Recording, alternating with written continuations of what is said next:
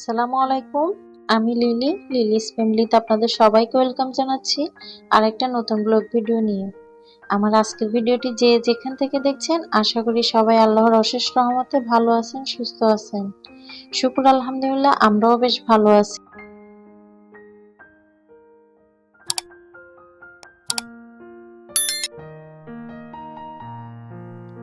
সকালে সবাই একসাথে বসে নাস্তাটা করে নিচ্ছিলাম। তো বাচ্চারা যে পাউরুটি স্যান্ডউইচ শেপটা থাকে সেটা খুঁজছিল। তো আমি হাতে ছুরি দিয়ে কাটাকাটি করার সময় ছিল না, অনেক তাড়াহুড়া ছিল, আপনাদের ভাই অফিসে চলে যাবে।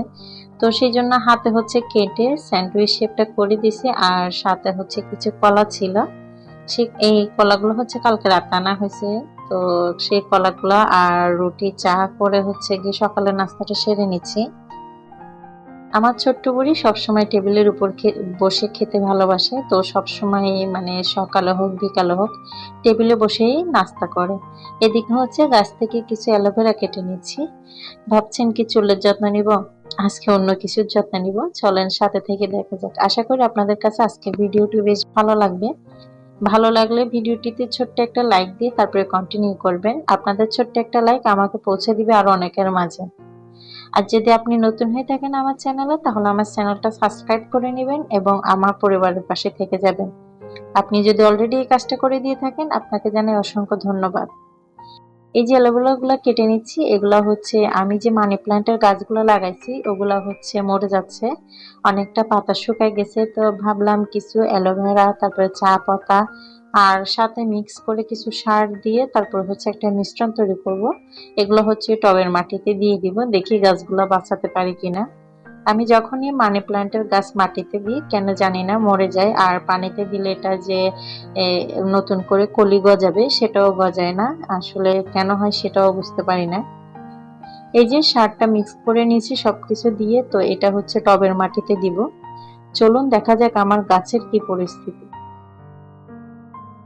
এই যে দেখেন, কোনোটার আগা শুকায় গেছে, কোনোটার পাতা কালো হয়ে পুড়ে গেছে, এরকম মনে হচ্ছে। এই যে, তো এই টবের মধ্যে এই মাটি ছিল, সারও দেওয়া হয়েছে। ওই দেখেন একটা কুমড়ো বিচি পড়ছিল, তো সেই কুমড়ো গাছের চারা উঠে গেছে, বাট মানি প্ল্যান্টের গাছগুলো হচ্ছে না আমার। তো এটা আমার অনেক বড় দুঃখের বা আফসোসের বিষয় বলতে পারেন। এগুলো শেষ করে রান্নাঘরে চলে আসছি, রান্না করে নিব। তো এই কাজে যাওয়ার আগে এই যে মাছগুলো রান্না করতেছি, মানে ফ্রাই করতেছি। এগুলো আমি ধুয়ে কুটে ফ্রেশ করে তারপর হলুদ মাখিয়ে রেখে গেছিলাম। এগুলো সকালে নাস্তা খাওয়ার পরপরই করে নিয়েছি অফ ক্যামেরাতে, তা না হলে দেখা যায় অনেকটা দেরি হয়ে যায় কাজ করতে। একটু আলসেমি করলে সেদিনের কাজগুলো মনে হয় যে আর হাতেই ওঠে না। তো সেই জন্য সকালে নাস্তা খাওয়ার পরপরই এই কাজগুলো গুছিয়ে নেওয়ার চেষ্টা করি।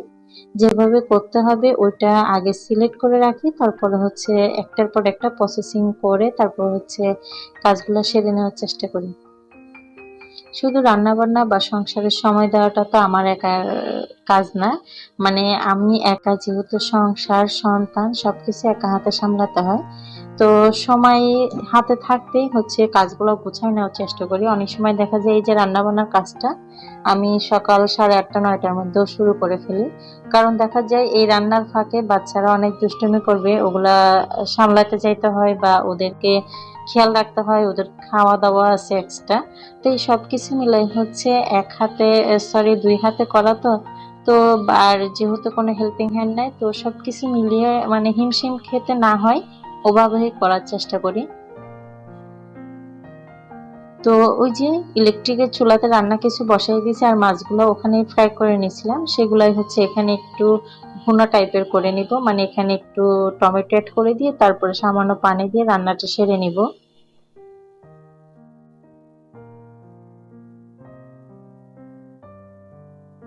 আপনাদের ভাইয়া শুকনো মাছটা বেশি পছন্দ করে, আর বাচ্চারা শুকনোটা যেহেতু একটু শক্ত শক্ত হয়ে যায় খেতে চায় না। তো সেই জন্য এই সিস্টেমে করে নিচ্ছি যেন ওর বাবারও খেতে সুবিধা হয় আর আমার বাচ্চাদেরও খেতে সুবিধা হয়। এখানে লাস্টে কিছু টমেটো অ্যাড করে দিছি। এই টমেটো গুলো আমার প্রয়োজন করে রাখা যে টমেটো ছিল সেগুলা।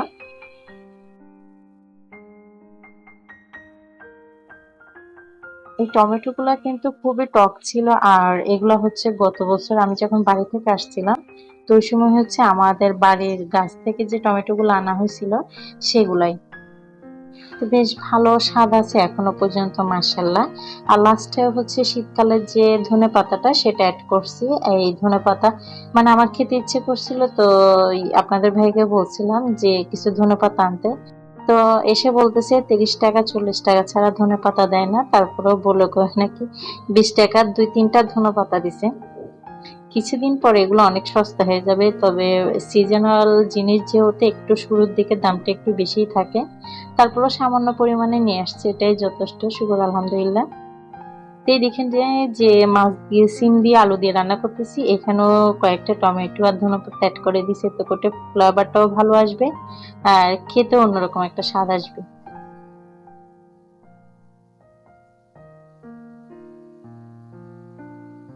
অনেক সময় অনেক কিছু চিন্তা করি, তবে ফলাফল দেখা যায় যে যেভাবে চিন্তা করি সেভাবে হয় না। কারণ আহ, মানসিক বা শারীরিক বা আর্থিক পরিস্থিতির কারণে সবসময় সব ডিসিশন নিয়েও মানে এগোতে পারি না। তো যেটা বলবো আসলে সবকিছু চিন্তা ভাবনা করেই সব দিকে এগোনো দরকার। তো বর্তমান সময়ে আমার পরিবারটার একটু খুবই খারাপ পরিস্থিতি দিয়ে যাচ্ছি। তো ইনশাল্লাহ সময়ের সাথে সাথে এটাও পরিবর্তন হবে, সবাই দোয়া করবেন আমার এবং আমার পরিবারের জন্য। তো এদিকে হচ্ছে পুঁইশাকের বিচে রান্নাটা বসাই দিচ্ছিলাম। তো এটা হচ্ছে আপনাদের ভাইয়ের খুবই প্রিয় একটা খাবার, মানে একটা সবজি। অন্যদিকে এই যে আমার কাজের ফাঁকে বাচ্চারা কি কি করে দেখেন, এই যে সোফাটা এই কর্নার থেকে ঠেলে ওই কর্নারে নিয়ে গেছে, মানে এদিক থেকে ঠেলে ওয়াশরুমের সামনে এনে রেখে দিছে। আর পুরো ঘর তো পুরো এলোমেলো, সবকিছু হচ্ছে অফ ক্যামেরাতে গুছাই নিছি। গোসল, বাচ্চাদের গোসল, নামাজ পড়া, ঘর মোছা সবকিছু সেরেই হচ্ছে বাচ্চাদেরকে খাওয়াতে আসছি।